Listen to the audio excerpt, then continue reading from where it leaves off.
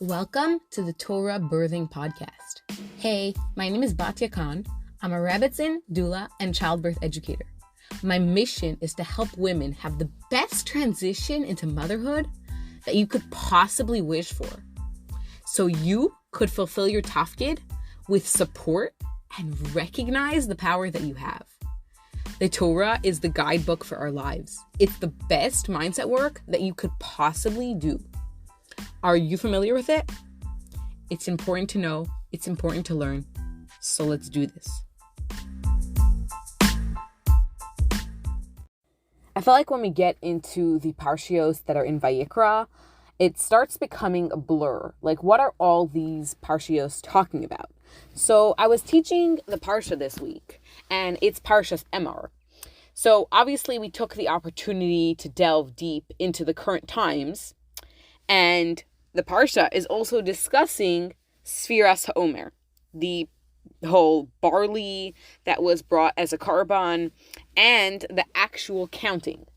So one of my students was very fascinated by certain things that we aren't taught, like the concepts of working on our middos that weren't even taught when she was growing up and mentioned in school. Because during this time of Sfira, we're counting towards Matan Torah. And it's an interesting topic because there is a whole machlokes on if Matan Torah is a specific date, like is it Vav and Zayin Sivan? That is a question that we actually celebrate also 2 days in Israel, because we don't know, it's a machlokes of which day the Torah was actually given. But also, there's a question of if it's Vav and Zayin Sivan, or if it's the fact that Matan Torah is the 50th day after leaving Mitzrayim. So, is it a specific date in the calendar, or is it counting and working on yourself? Because there's an interesting halachic question.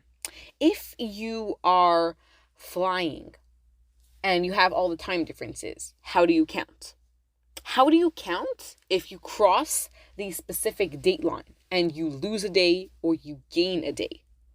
Not just, I flew to Israel from New York and, oh my gosh, I feel like I lost my whole day or I gained a whole bunch of hours. No, if you actually change the calendar day and you lose a whole 24 hours or you gain a whole 24 hours by crossing over the date line. So people try to avoid crossing the date line if they are going that direction from one side of the world to the other. They are careful to avoid that because it could be a shaila for a rav. Because the Jewish people in times of Mitzrayim, they were on the 49th level of Tumah. And they had to work on themselves towards Matan Torah. So they couldn't get the Torah in the state they were at. They had to get higher and higher and higher levels until Matan Torah, when they were on the 50th level of Kedusha. And at the end of the time, we end up counting 50 days, as it says in the Torah. Usfartem lachem imachras haShabbos. You count from the day after Yom Tiv, the first day of Yom Tiv. Miyom haviyachem es Omer hatanufa, from the day that you bring the Omer. Sheva Shabbosos tamimas tiyena. It should be 7 complete Shabbosim that we are working on ourselves. Ad mimachras haShabbos hashviyis, and then after the 7th Shabbos, the 7th week, Tisberu chamishim yom. You'll count 50 days. So, in order that we should be able to purify ourselves and elevate ourselves like they did in that time in coming out of Mitzrayim. Every day, we have a certain midah of a midah to work on. It starts from chesed shebechesed, givura shebechesed, and every day there's a specific midah that you're supposed to work on yourself for. And we're counting up and we're so excited to get the Torah. And there's the whole concept that we're getting the Torah actually every day. In brachos every day we say, no sein HaTorah. He gives the Torah. Hashem gives the Torah. Not that he gave the Torah in the past. He's actually giving it and you're getting it now. It's a current thing. So when you are standing in Shul and Shavuos, and you should stand in Shul and Shavuos, you are getting the actual Torah at that moment. And it's as it says, Yu beinecha kechadashim. They should be, Rashi says, completely new. Chadashim mamish. It should be actually like you're getting the Torah for the first time. Every day, and especially on Shavuos by Matan Torah. That's what it is. It's a small time of that amazing thing that our neshamos experienced when they stood by Matan Torah. But in schools, a lot of the time, the issue is that we learn Yiddishkeit as if it's a checklist. So my student was telling me how frustrated she was because the focus of Sfira becomes that you can't cut your hair, you can't listen to music, you can't get married, and you can't have new clothes and say Shechyan. And all of that is important, and we do that. But that is not the focus. It's not from the psukim. It's Kabbalah because of this time that we have of mourning because of the 24,000 students who passed away of Rabbi Akiva. So we got into this whole conversation of what is our focus in Yiddishkeit? Is it a checklist or is it a lifestyle? Because I noticed that it's possible to have a life where you do Judaism as your checklist. You do Shabbos, you do Yom Tov, you do Yom Kippur, you do kosher, you daven, and you make your brachos, and you check all the boxes that are out there. And you're following halacha, but it's just box, box, box, check, check, check. And that is often a fault of the system. Because when we're learning about the Omer, sometimes we're not learning about the karbanos that we're given and about how to work on and elevate ourselves and how to envision it and how to actually feel that we're here now, like the excitement that a child has, and how to elevate ourselves in every moment of our day and infuse and imbue every moment of our day with that joy of Yiddishkeit. But because we're mostly focusing on stuff that just fits in checkboxes. You can't do this and you can't do that. And I'm also not just talking about when it's easy. Life can be full of joy and full of meaning, and it can also be very hard and frustrating and annoying at the same time. Not everything has to be fine and dandy. Not everything is fine and dandy for you to have this as your goal. But the fact is that when I'm tutoring Chumash, I often see the same thing. We shell out so much on private schooling and tuition costs that can be so crazy. But does it really affect the child's life? That's the question. Too many girls in school and boys in yeshiva are not actually interested in the Torah that they learn. Because sometimes Torah is being taught like math or like history. It's not like math and it's not like history. Because sometimes we're just learning that math and the history and you're like, why do we even have to know this? I feel like that is such a common question that kids ask in school. And the truth is that sometimes it's a thing that you just have to learn and you're never going to use in life, like learning sine, cosine, and tangent. I remember someone was asking me about that for help, and I was like, honestly, I have no clue how that even works anymore.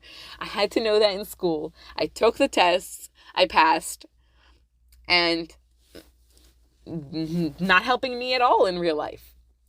But the Torah is not like that because it's not just a history book.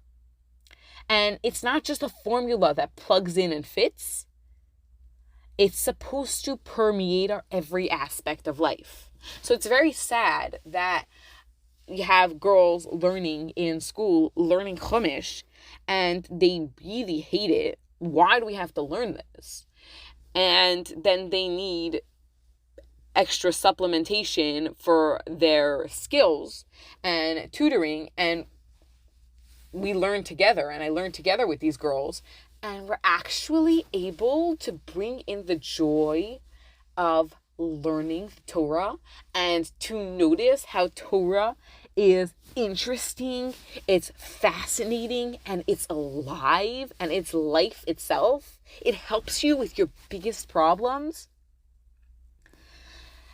And it's a real guide to how to live, and it makes everything so much better. It's still hard sometimes, don't get me wrong. We have a lot of responsibility.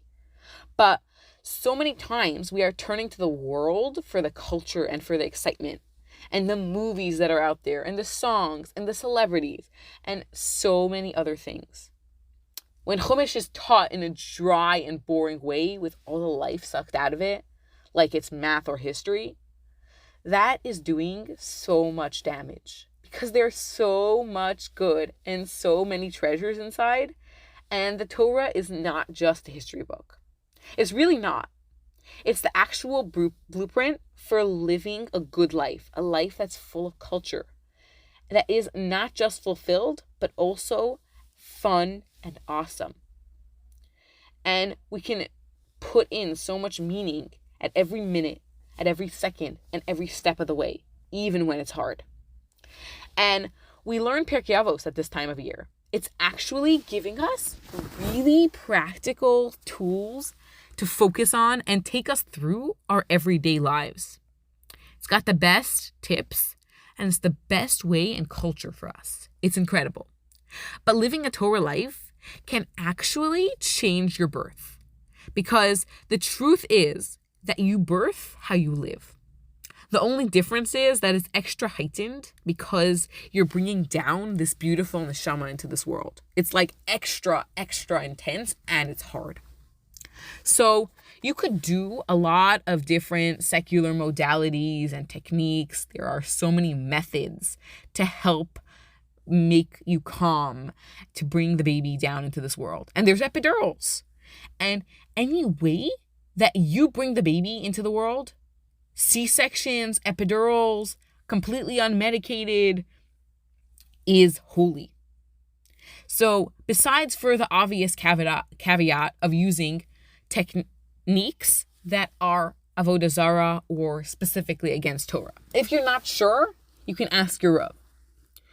But here's what I noticed in my life. The Torah makes my life better. The Torah is so incredible and special and practical. So what if I try bringing that into birth? Because the Torah literally gives all the tools and everything that we need for birth. And there is a Torah method to coping with the birth process. The Torah says certain specific things about birth. And it's so embedded and beautifully described in such a balanced and healthy way and nuanced for every person, every woman inside the texts. I keep trying to figure out what is the best way to birth. And really, the truth is that the best way to birth is your unique way. But how does the Torah show that? I've been sharing a lot of this here on the podcast, but I'm excited to share it way, way more. Because the doors to the Torah birth course, it's called Mafteach Shel Chaya, the keys to birth. It's open. Mafteach Shel Chaya means the keys to birth, and it's a fascinating Gemara about what is the actual key to birth. And we're going to be discussing that in the course, obviously. We are going to be starting on Yud Aleph Sivan, which is June 17th, and we're going to run for 6 weeks. It's going to be a hybrid between live and pre-recorded to make sure you're accountable, to help you walk through this process, because we're going to be discussing and delving into what the Torah says about birth and how it empowers each one of us and how it's talking to you in your life with all of your birth options. Obviously, everything you could get in the hospital or your home birth or your birth center.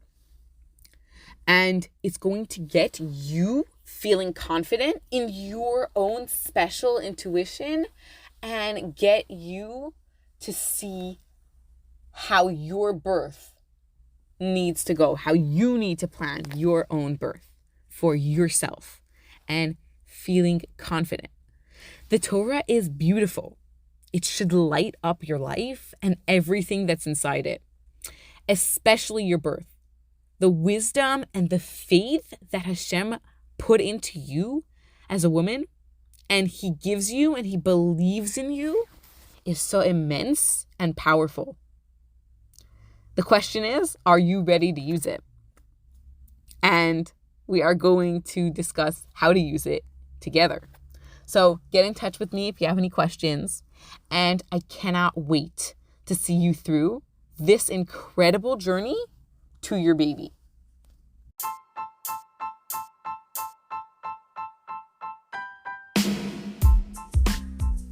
I would love to hear what you think. Message me on Instagram @TorahBirthing or send me an email, torahbirthing@gmail.com.